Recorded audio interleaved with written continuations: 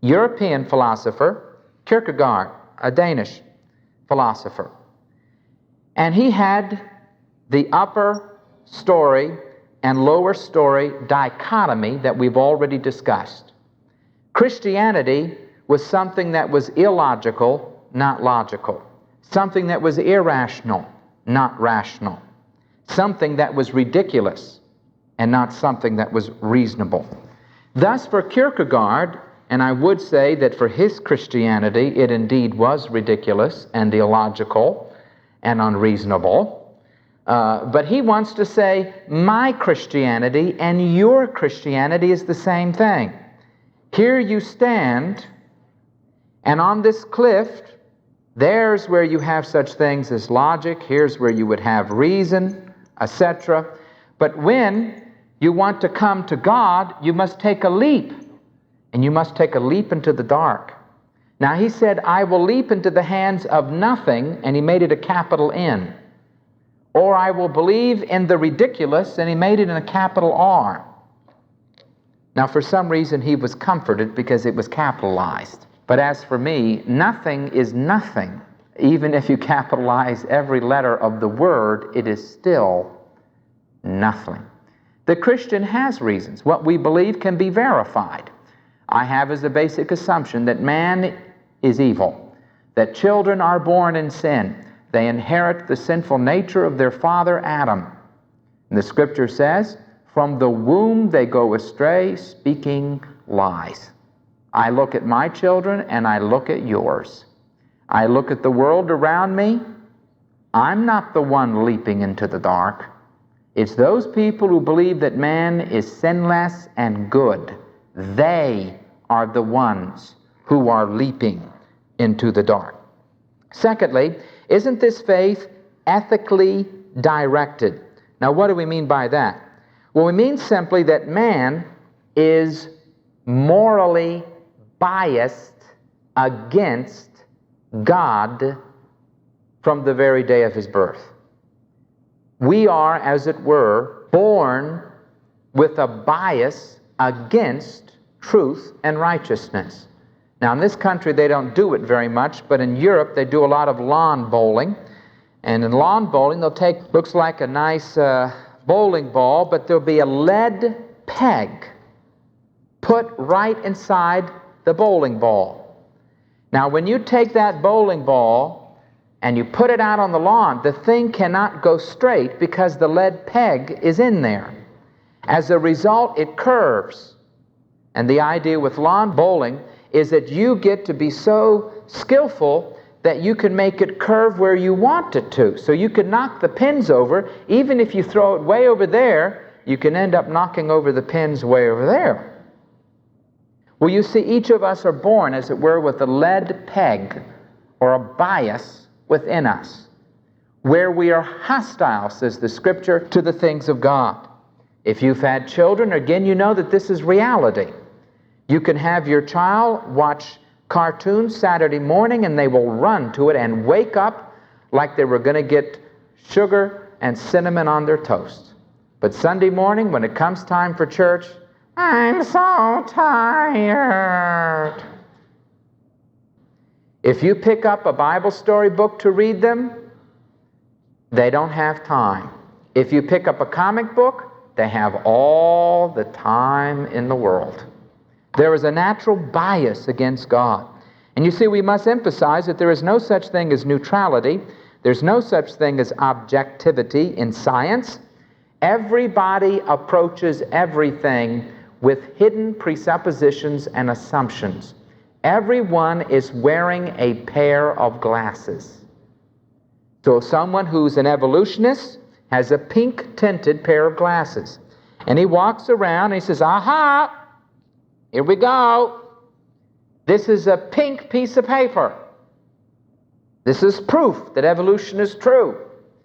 And you see someone else could come along with their pair of glasses tinted blue and they say, that's a blue piece of paper.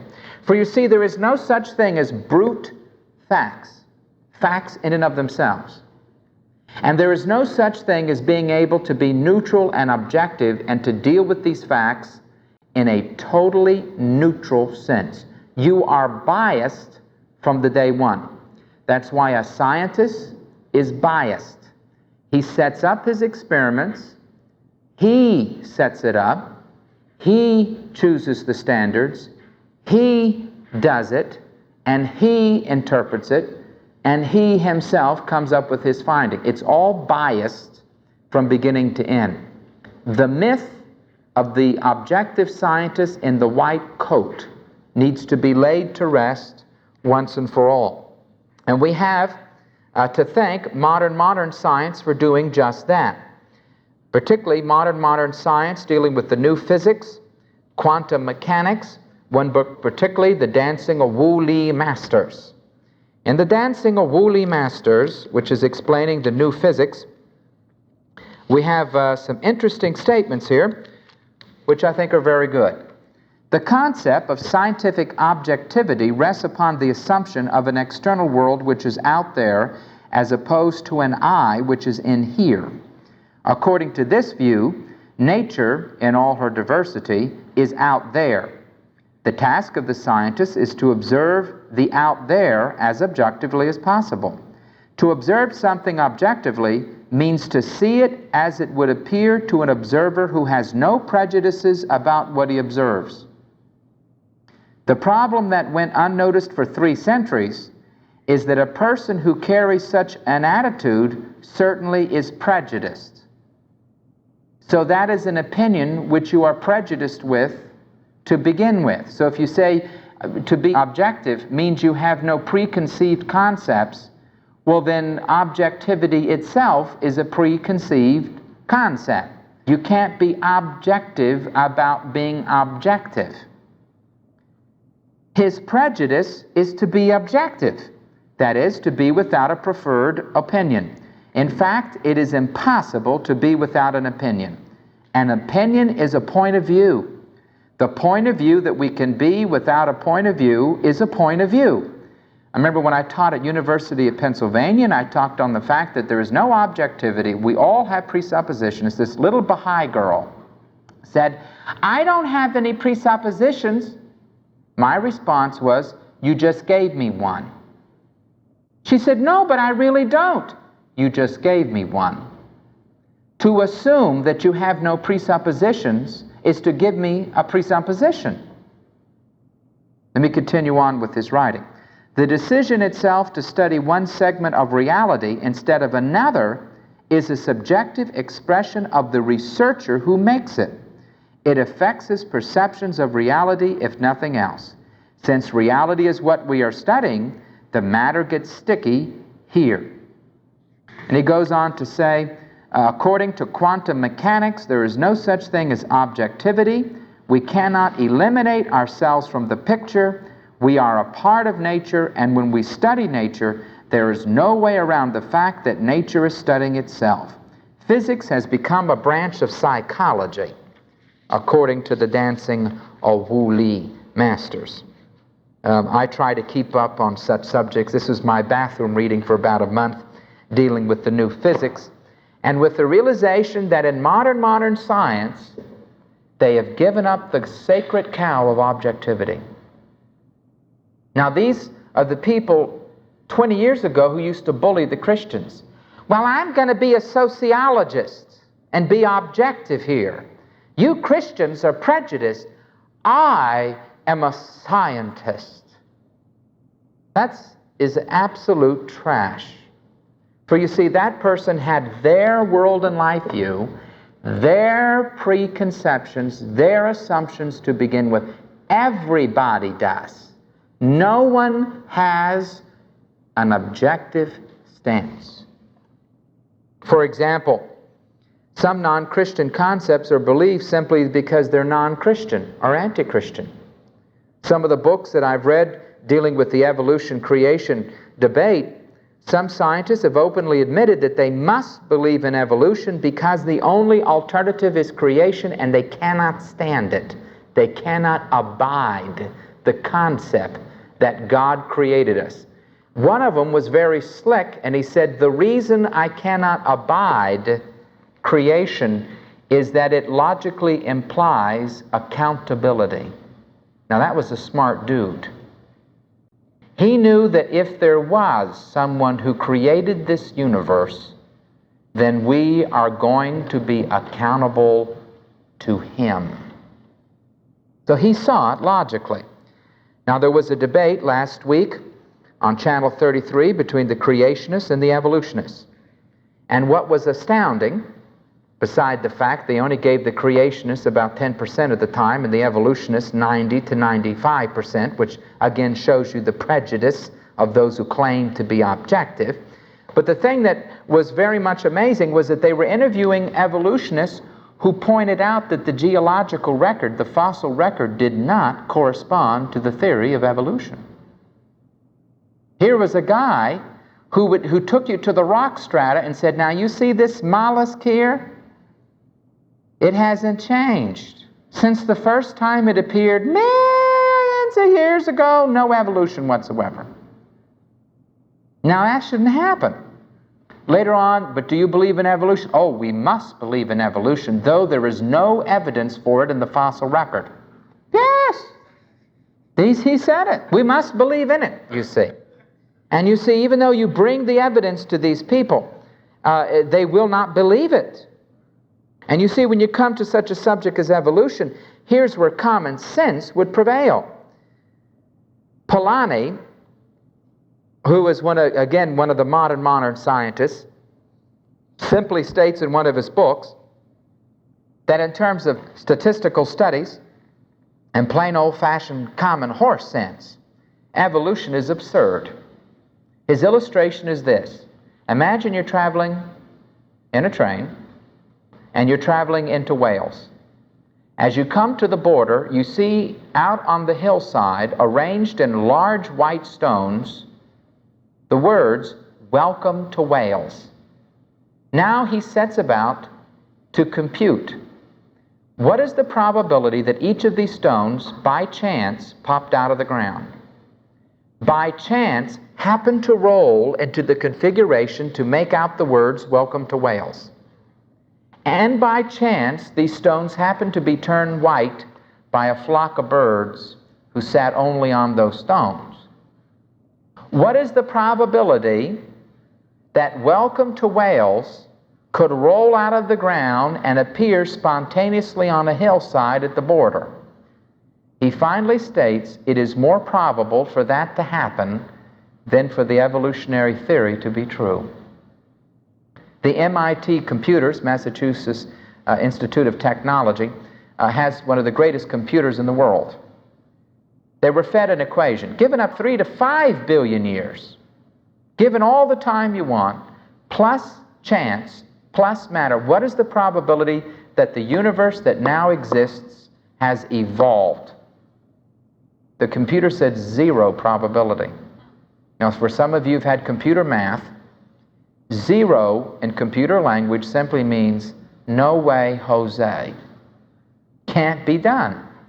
There's no probability. It's 0. It is impossible for the universe that now exists to have evolved simply on the basis of chance. You can bring up the topsoil factor. An inch of topsoil is created every 1,000 years or so. How many inches of topsoil is there on the planet Earth? Only enough to explain between 6 to 10,000 years. Where is the other topsoil if the Earth is 3 billion years old? Where is it? Well, it must be at the bottom of the ocean, says the non-Christian. So then we go and we measure the depth of the silt in the bottom of the ocean.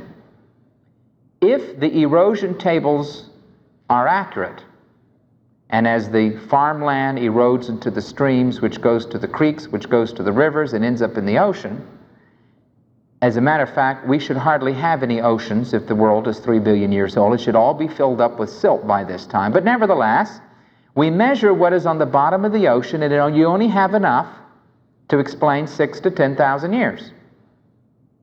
Well, what do you do now, Mr. Evolutionist? Well, we say that a crack mysteriously appeared in the bottom of the ocean and sucked all the extra silt down to the center of the earth, then closed up and left no indication of its previous existence. As uranium turns into lead, it gives off helium as a byproduct. If the world is 3 billion years old, how much helium should there be in the atmosphere? There should be enough helium in the universe that we all talk like this. Where is the helium? There's only enough helium to explain 6 to 10,000 years. The evolutionist says, well, a comet went by or something and sucked the helium out of the atmosphere, leaving the oxygen and nitrogen and other things behind. That was a very selective comet, I'd like to say. When they made the moon probe, they fitted it with snowshoes because the moon would have enough dust on it that the moon lander might keep on landing and be buried, just sink down in the dust. They only found enough dust to explain 6 to 10,000 years. Where is the dust? They don't know about that one. What about the rings of Saturn? What about the active moons of Jupiter? You see, all these things are puzzles to them because they indicate a young universe. These things should not be there. If the rings of Saturn had been around for 3 billion years, why are they so clearly defined that we can count them into several hundred bands? And how is it that they can actually have ones that are twisted and braided? Given 3 billion years, how come those pieces of ice are still there? Seems like it's an awful young ring.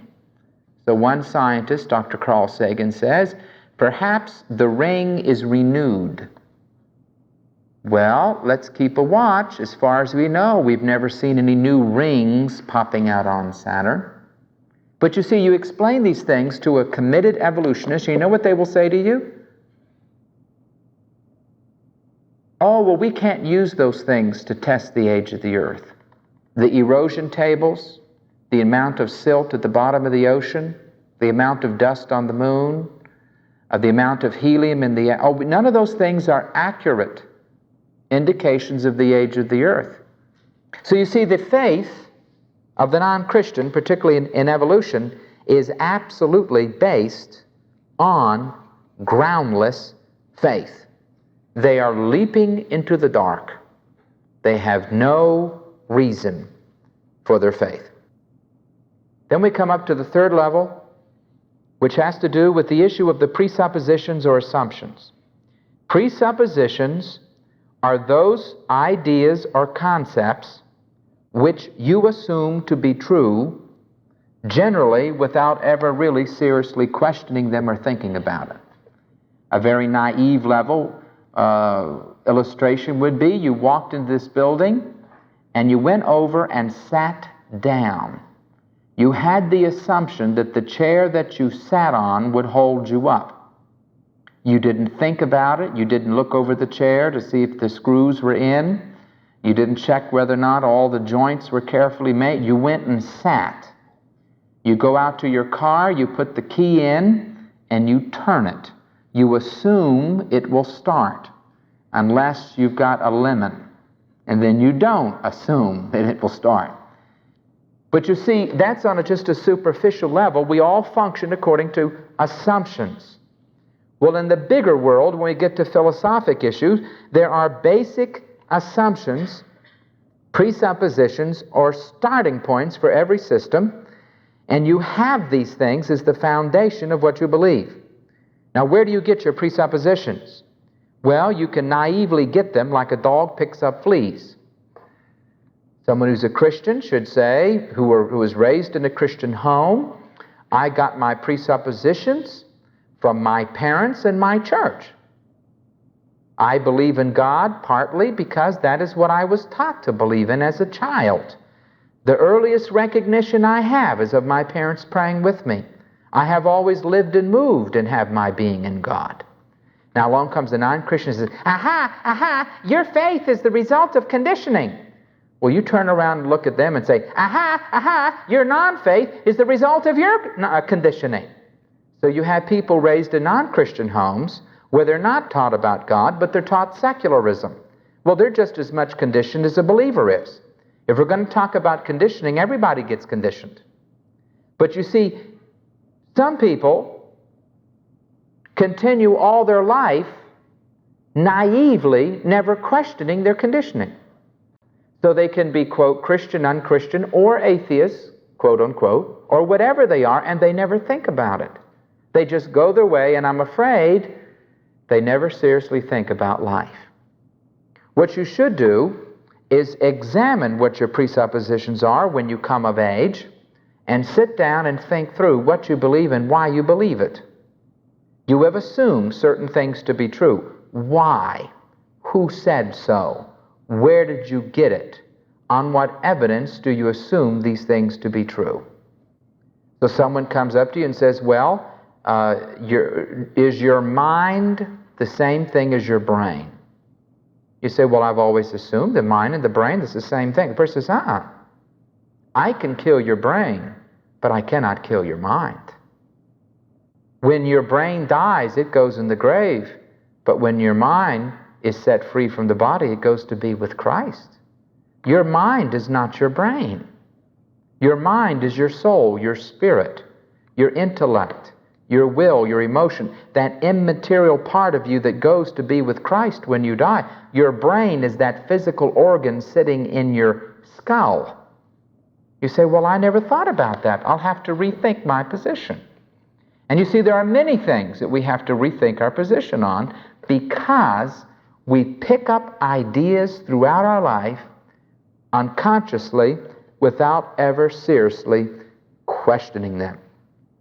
So as you begin to deal with the non-Christian, you must first of all make them aware that often their objections to Christianity are based on assumptions that they have yet to prove.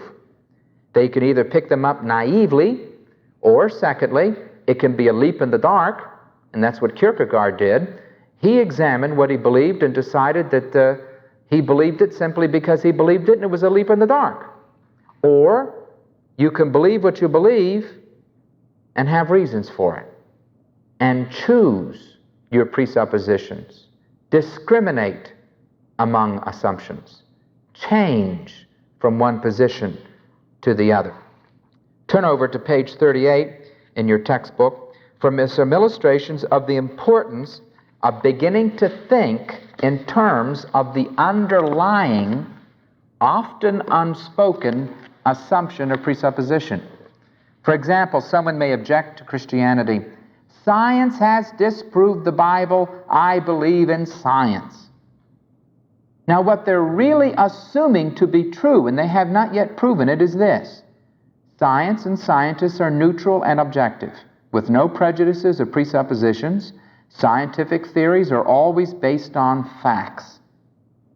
So you have a high school science teacher. They're usually the ones who are gung-ho evolution, and they're going to make all the little Christians give up their Bibles. I remember when I was in public school, I had a science teacher in high school who took some sulfur and he lit it up and he went har, har, har. The Bible's a lake of fire, brimstone and fire, which means sulfur, and we can't believe in this foolish thing, and just attack Christianity and say, I believe in science. What do you say as a Christian? Well, what you say very simply is this. Science continually changes its theory according to the presupposition of the culture in which it exists. Science is not neutral or objective. The scientist is controlled by his presuppositions as well as by his overall world and life view. Scientists make mistakes just like everybody else, and they produce false theories. As a matter of historical record, scientific facts have never disproved one word of Scripture. The theories of various scientists may contradict Scripture, but there is no evidence against Scripture. I'll never forget, as a high school student, before I moved to New York City, they took a group of us in our, was it 10th grade, and took us to SMSG, School Mathematics Study Group of Yale University. And they took some of us and decided to teach us non-Euclidean geometry, which was the new science. So here I was as a high school student taking the new physics, the new geometry, which says sides of a triangle are ultimately parallel. Parallel lines will ultimately intersect. There is no such thing as a straight line.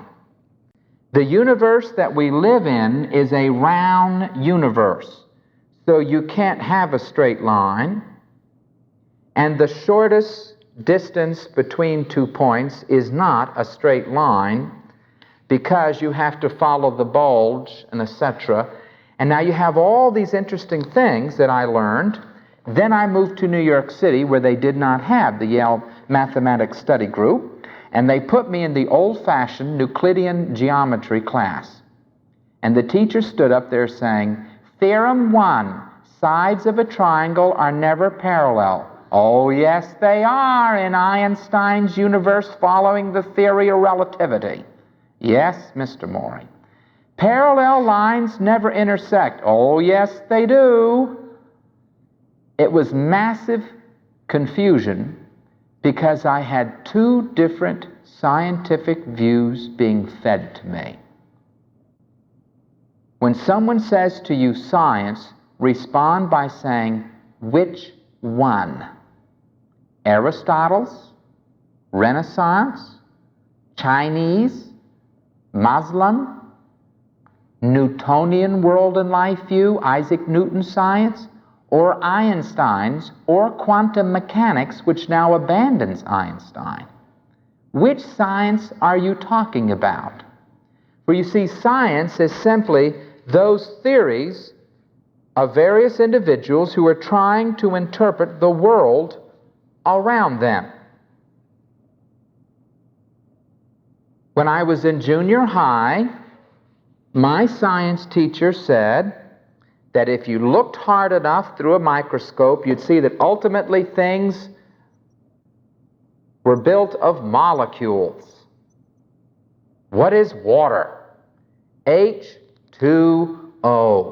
It's a molecule made up of 2 hydrogen and 1 oxygen.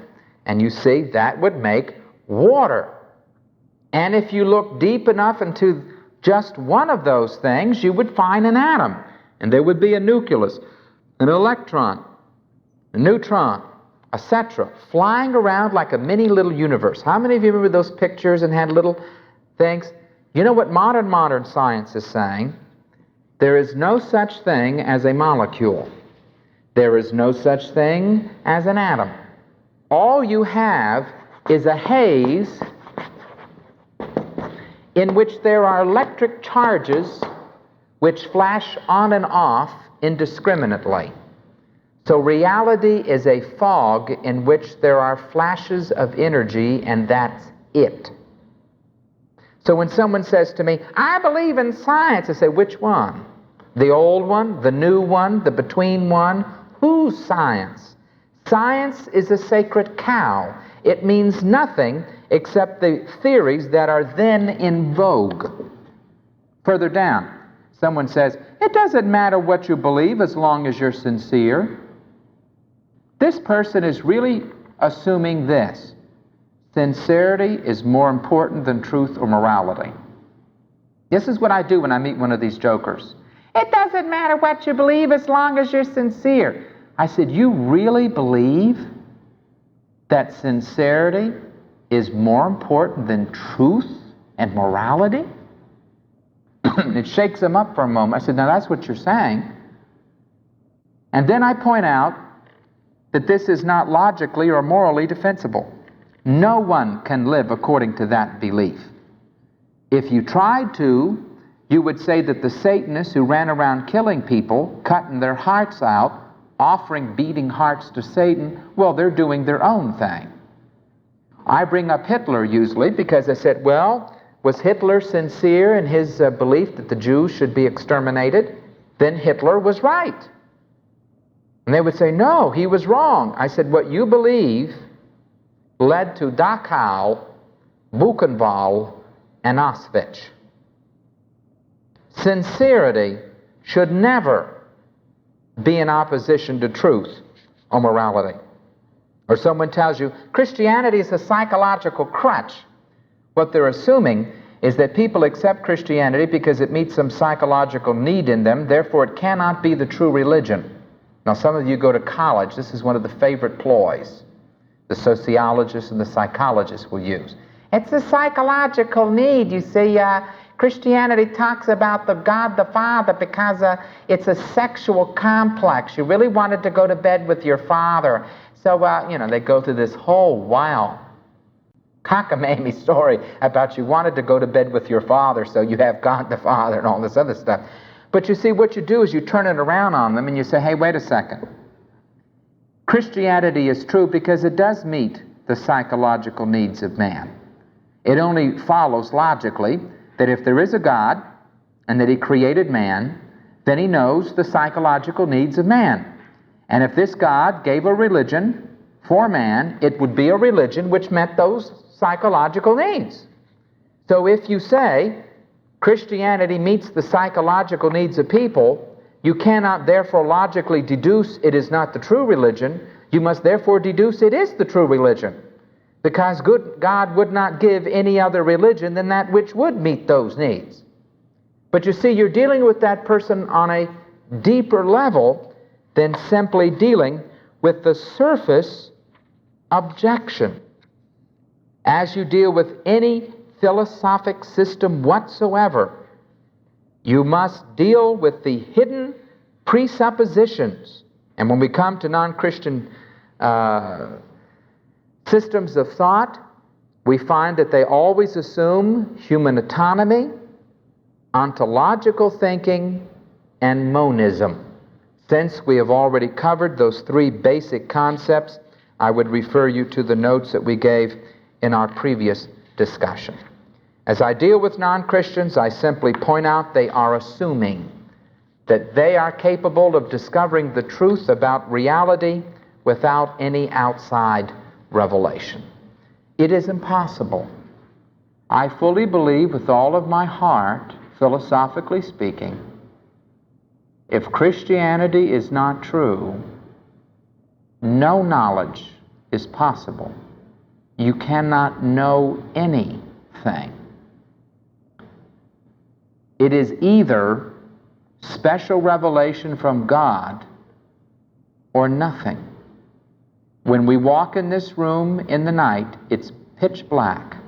We could fumble around and we would never really know what this room is like. Once you turn on the light, you can see. The same way this universe is dark and men are fumbling around and they think they know what the universe is like the four men who were going to describe what an elephant was like, and one was feeling the tail, and he says, yes, an elephant is this little thin thing. And another man was feeling a trunk. He said, no, an elephant is this thing. Another man was feeling the leg. No. And they were all describing because they were all blind, because they were in the dark. Turn on the light, receive the revelation of God, and then you can see reality as it really is, in its entirety and in its completeness. As you deal with the non-Christian, do not feel inferior. They're the ones who are leaping into the dark.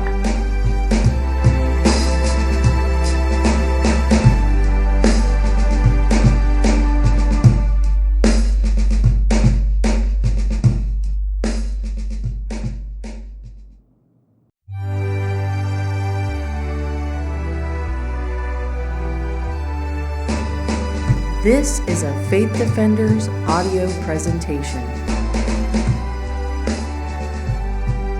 Would you please turn to page 10 in your textbook? In our discussion of the diagram, which we use as a guide in discussing any philosophic viewpoint or any religion, we now come to the second stage, which has to do with the faith that that person has at the bottom of the system of belief that they have. After we've dealt with the issue of the person, and we've been emphasizing that you're not dealing simply with ideas, you're not simply dealing with positions or philosophies, you're dealing with a person, someone that you must observe as being created in God's image and as being significant, and you must love them because they are the handiwork of God. But then the second point of our diagram reveals that faith lies at the bottom of every philosophic system. As we pointed out previously, there are the presuppositions or assumptions or starting points which comprise the foundation of any intellectual system, and the person must have faith in these presuppositions in order for that system to be complete and entire. And the question that we should pose to the faith that anyone has at this level in their life is this: does this faith have any grounds in the world around us or in the nature of man itself? This person is believing things. Do they have a reason for their believing these things? They have faith in these presuppositions and assumptions. Where did they get that faith from? What is the nature of that faith? Is this faith subjective, that is simply something that turns in upon itself? Or is it objective? Is it rooted in the world and in reality? What you find as you begin to discuss the various non-Christian systems that are bound today on every hand is that the faith of the non-Christian is absolutely groundless when it comes to reality. For example, you meet someone who tells you, man is intrinsically good. Man is not a sinner. Man is not evil. Man is good. Man is kind. And you see, education should bring out the goodness of man. One thinks of the experiments with education that were done in the 70s. One particular man by the name of Silverman and others, where they developed the concept of open classroom. And what they said in their books was this: all children are good by nature. They want to learn. They don't want to be undisciplined or unruly. They desire to bloom in knowledge. So all you have to do is put them in a room and let them go. Let them be free. And you see, if they want to play, they'll play, but then because at heart they're good, when the time comes to learn how to spell, they will rush over to the teacher and say, "Ma'am, could you teach me how to spell?" Well, you had all these classrooms, particularly in California, that became open classrooms. They had open schools, as a matter of fact, where kids could wander up and down the halls, go to the gymnasium, play basketball, go over and play a musical instrument, go out and play football, or whatever they wanted to do based on the premise that the children innately were innocent, good, kind, and desired to learn. Well, the whole thing ended in absolute disaster. The kids took advantage of the whole situation. The greediness and the sinfulness of human nature asserted itself, and none of the kids ever came and asked the teacher for any knowledge whatsoever. The kids simply ended up roaming the halls, and as a result, the book was written, "Johnny Can't Read. Why not?" Now, when you look around you in terms of human experience, someone who would tell you that we are innately good, you wonder, did they have any children? I never had to teach my children to lie. I never had to teach my children to steal. Those of you who had children here, did you ever have to spank your child to teach them how to be mean and how to be selfish? Did you have to give lessons to your children in order how to hit the kid down the block or to pull his sister's hair? You will find that in terms of reality, the faith which some people have in the innate goodness of man is absolutely groundless. Or again, you meet with people who tell you that they believe in science. They believe that education and science will solve all of our problems. They believe in the Great Society of LBJ. They believe in the welfare state of Carter and the Democrats. They believe that if you give enough money to the people in the slums and move them into nice projects, all of a sudden they will not loot, burn, or mug. after years of handing out free housing, free jobs, free food, free clothes, we find some people still looting, still burning, and still robbing. You see, the idea that man's environment makes man evil is so fallacious because it is not rooted in any human experience whatsoever. Why do you think they improved the jails? Some jails are like country clubs. Because they had the idea that, well, this poor person, you see, he was a criminal because he didn't have comfortable surroundings when he grew up. So they give him a color TV in his own room, he could lock his door, and a tennis court. Or they have some prisons which are now giving facelifts, and they give plastic surgery at the taxpayer's expense. And they said this woman was involved in crime because she was ugly and she didn't have a big bust. So we will go ahead and give her silicone transplants and a facelift, and then she will be good and kind. Or they say this man was a criminal because he had the biggest nose in the world, so we'll send it to the doctor and let him carve on it and making him an upstanding citizen.